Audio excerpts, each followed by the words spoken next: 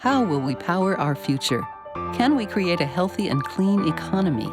Climate One at the Commonwealth Club is at the forefront of the global debate about energy, economy, and the environment. Bringing together the brightest and most provocative leaders of our time, Climate One is the place where big ideas get heard. With thoughtful and insightful discussions on policy, business, science, and culture, Climate One founder Greg Dalton gets to the heart of the matter. It's our future. It's time to come together. Climate is a dirty word or heavy topic in many social settings, and today we'll learn how to discuss it with people who agree and disagree with you. We also will explore how to cope with the grief, guilt, denial, joy, and other feelings associated with climate-amplified disasters that are all around us right now.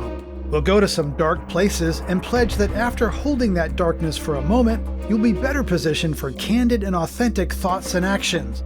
Our guests are three psychologists who are deeply knowledgeable about how climate is seeping into our thoughts and lives. Leslie Davenport is author of Emotional Resiliency in the Era of Climate Change, a Clinician's Guide.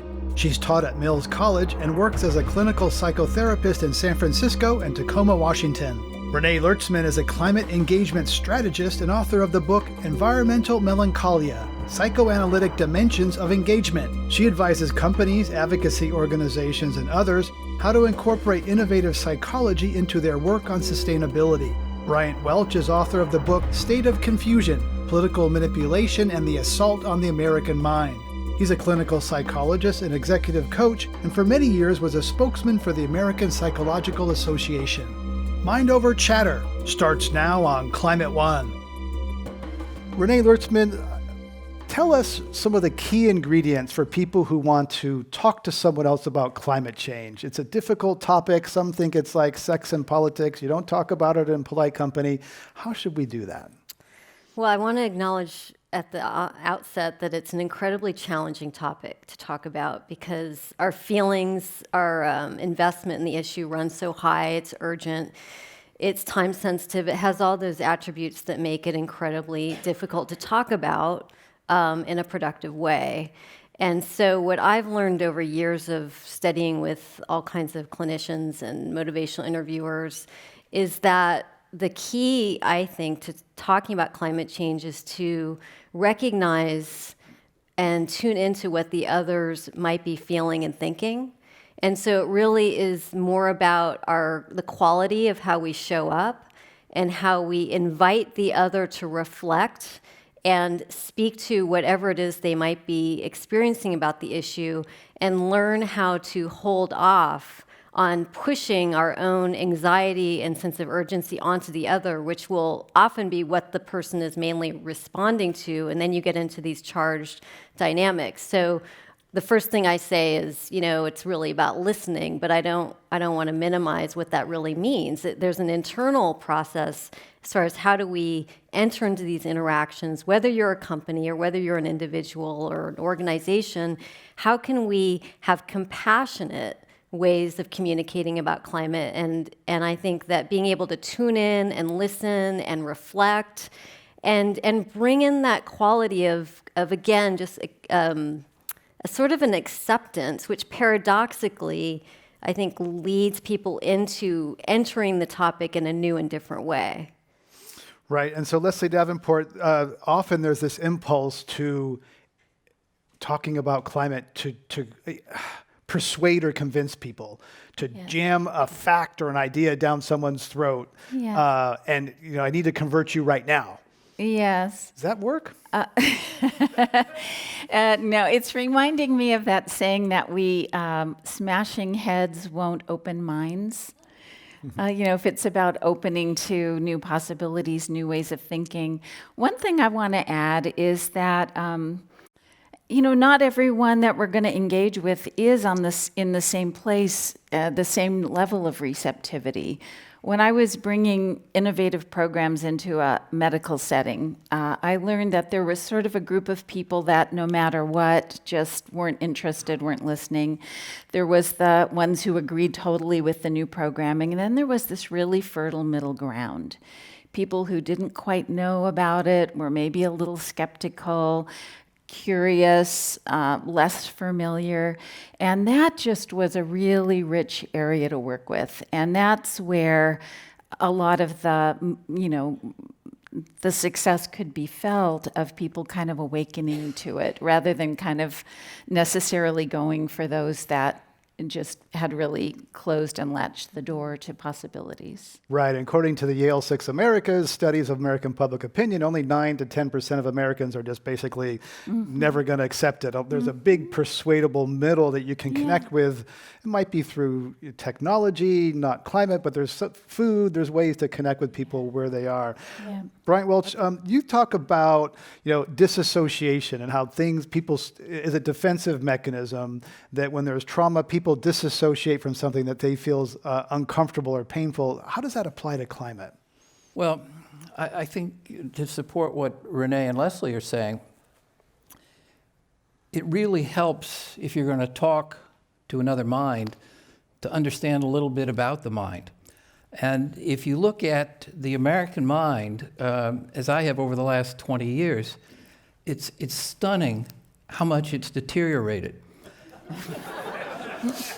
I can see that my need to persuade this audience is limited.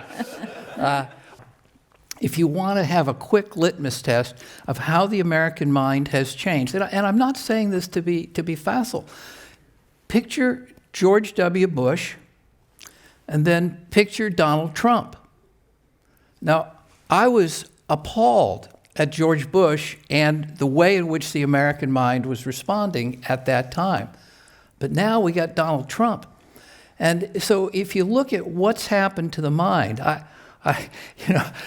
we all feel that the environment has been neglected. I think that's probably a safe assumption in this group. But let me tell you, nothing's been as neglected as the American mind. The mind is a very limited instrument to begin with. We've done unbelievable things to it, just like we've done to the environment. And we now have skilled political manipulators who are expert at making us crazier and crazier. In terms of, we have got to understand the mind if we're going to get a rational decision out of it. So I think when you talk about listening to people and connecting with their mind, and I think what you're talking about is making a connection with a person, yes, which eases their anxiety unbelievably. If you listen to them, you connect with them.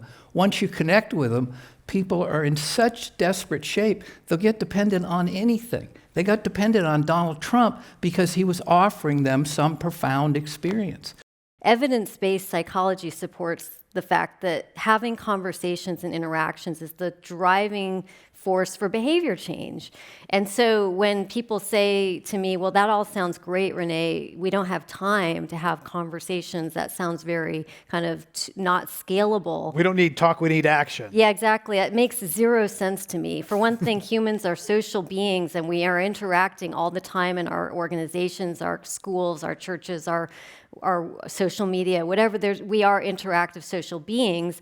The quality of that interaction makes all the difference. And if more of us were skilled and tuned into how to do that more effectively, and again, I think it comes back to compassionate communication, even if you're running a political campaign, it can be empathetic and it can be compassionate, which I think relates to Bryant's work, right? Which is the lack of that.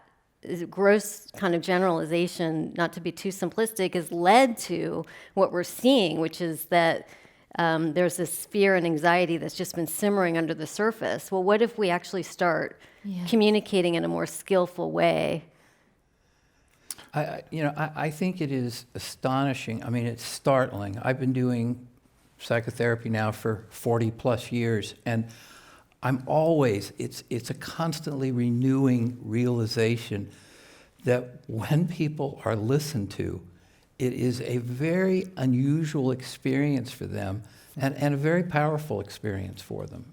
Yeah. And the human connection that comes from that is being torn asunder all across our society. Families are broken up.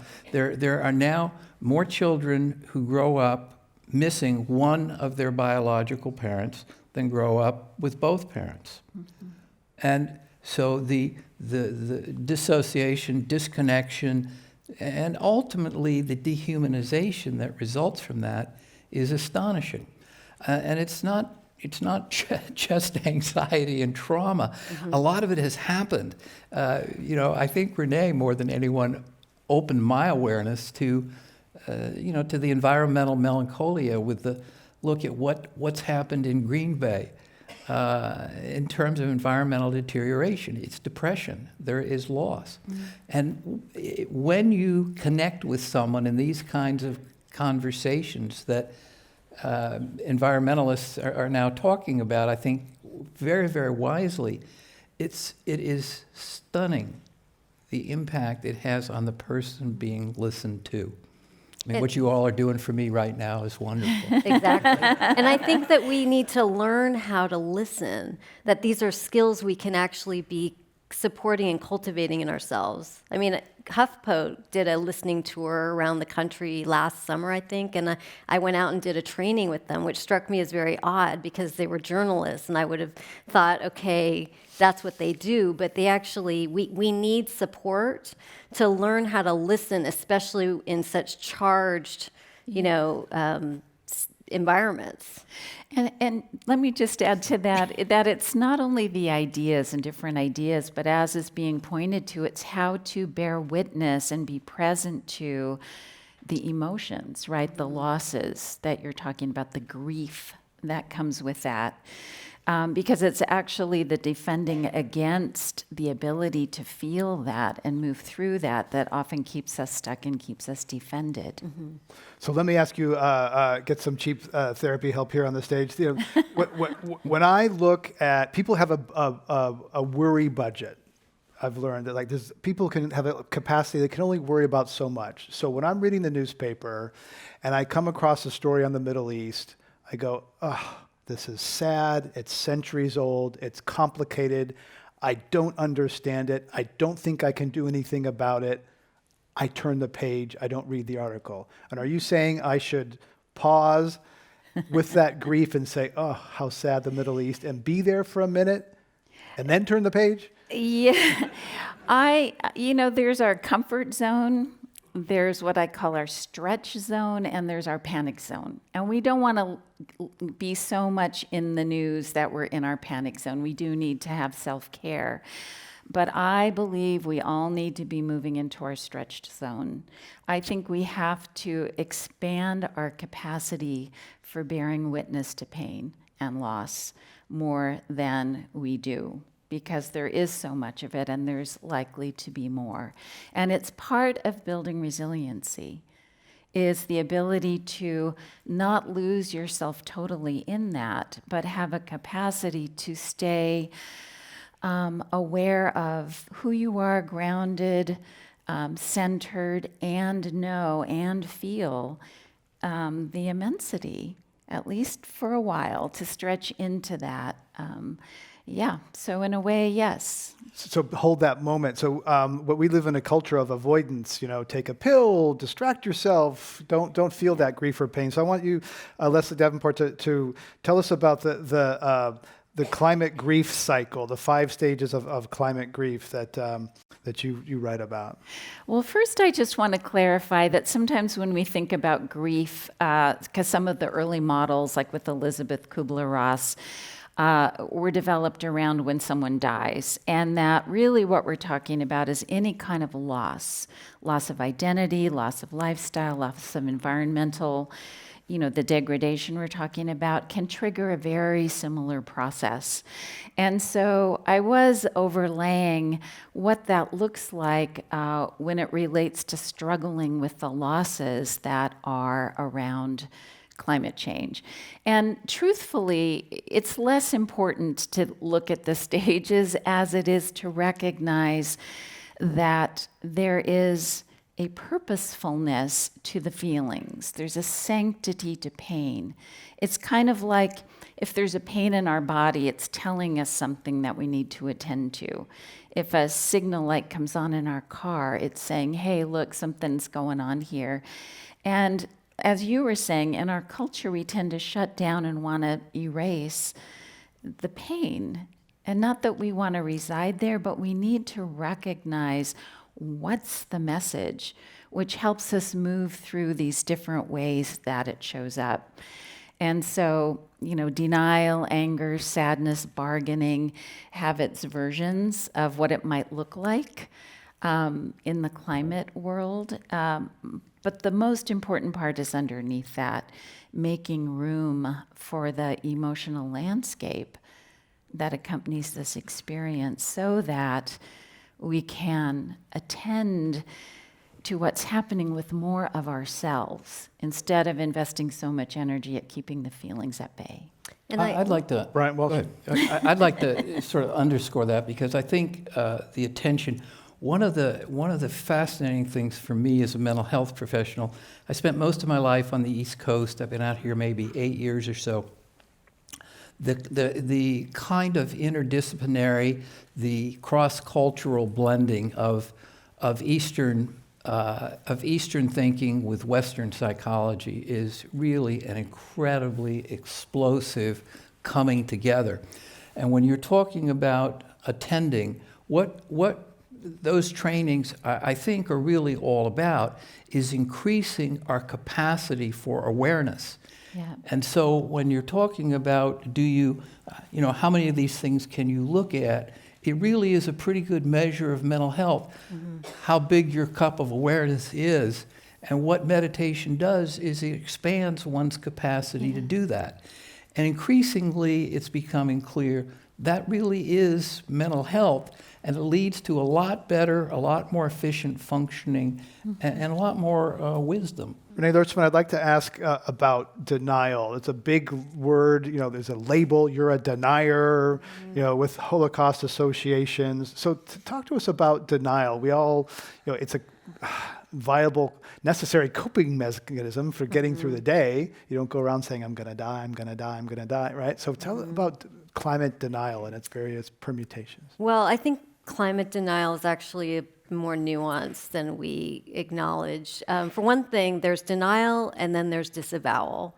So to deny something is to literally say this is not real, doesn't exist. And to disavow, I think, is much more common, which is a capacity we have to basically say, I'm going to choose to not acknowledge that this is an actual reality and a problem. So I disavow when I fly. There's a certain quality where, I have to do it to function, to drive. I drove here, right?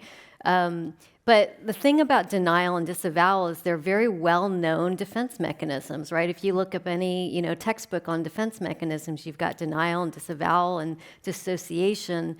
And I think that's a very powerful reframe, because it takes denial out of being a thing, a concretized kind of like climate denial. I think there's some issues with that, actually, because it's not investigating, it's not inquiring into what is this really about, what is this symptomatic of.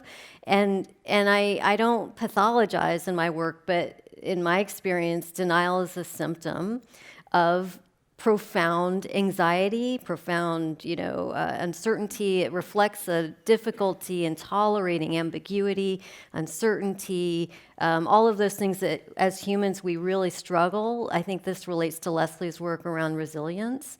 And so I'd love to see us relate with denial, ideally with compassion. And that does not mean acceptance or getting off the hook. It means, oh, okay, there's some pain going on here. There's something going on. How can I serve and support?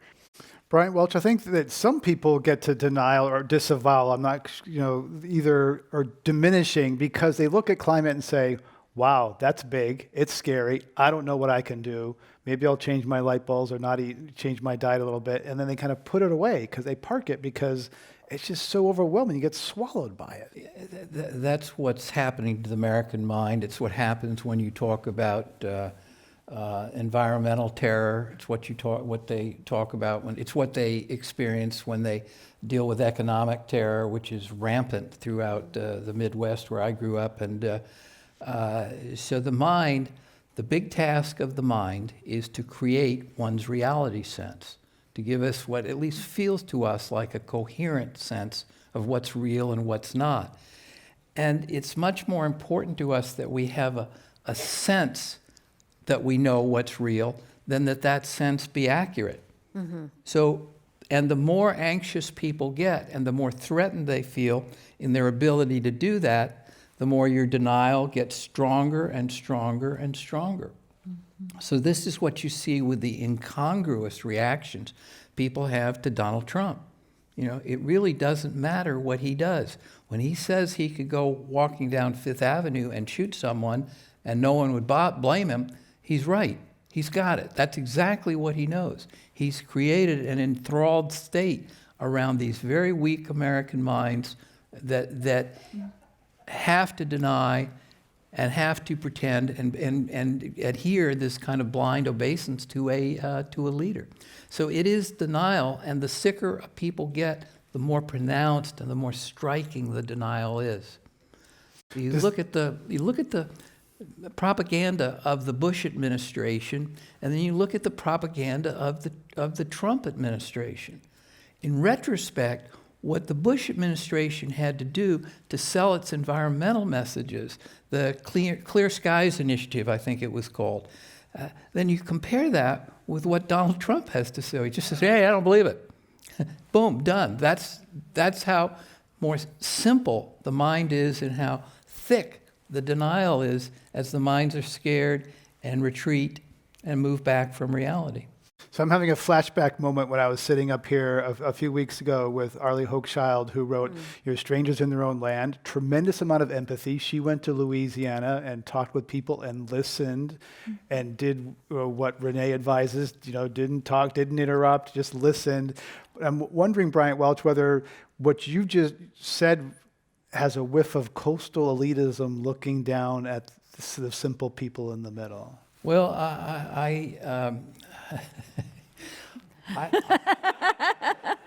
maybe. I do think that everyone is being very careful to not differentiate different degrees of mind. I'm not talking about differences in terms of conservative liberal. I worked for a Republican congressman. It was a long time ago. But there are good, solid, intellectually challenging arguments that can be made to support a conservative political agenda.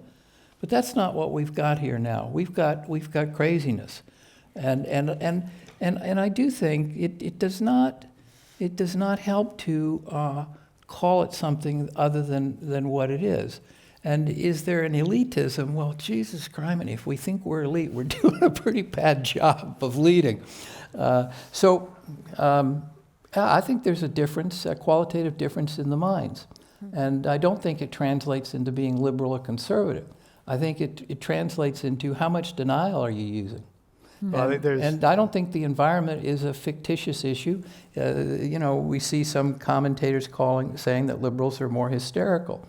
This is not what I view as hysteria. I think it's very real. Can I just add two quick things? One is the tendency we have to be very binary or dualistic. We tend to ping pong between the optimism and the hope and the despair. And in actuality, I think intuitively we know that that's not real, right? That it's much more complicated than that. Mm-hmm. And I'd love to see us supporting one another and really holding that place that's sort of in between. The other thing I want to say, based on following on what you said, is I want us to acknowledge that at the same time that we're learning more about our ecological impacts and climate crisis, we are also experiencing a tremendous revolution of insight into the mind. Yeah. Yep. I mean, it's phenomenal. So neuroscience and trauma studies and attachment theory and contemplative practices are exploding. Motivational interviewing. I've been doing a training here in the city that's changed my whole outlook. There is no excuse for the climate and environmental community to not be mining and exploiting these resources as actively as we can.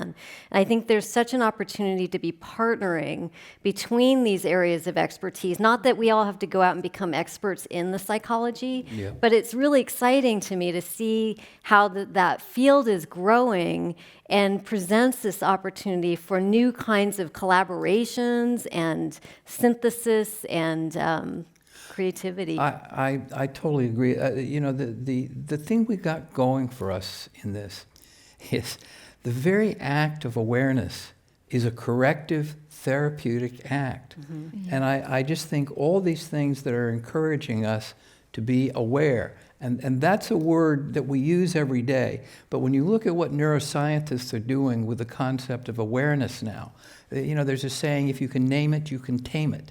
Now, there's a lot of optimism in that. And it really does produce health, mental health, in and of itself. So I really think we've got 50 or 60% of the variance is right there in that discovery. And so I've never been more optimistic. I don't know if we're going to survive, but I've never been more optimistic. Leslie Davenport, one of the strongest statistical correlations is between, we know that the temperatures are rising, and one of the strongest statistical correlations is between heat and human aggression. When the heat rises, there's more fights at baseball parks, the more people honking their horns, there's more domestic abuse. All sorts of things happen when humans get hot and cranky and angry. So the world's going to get hotter.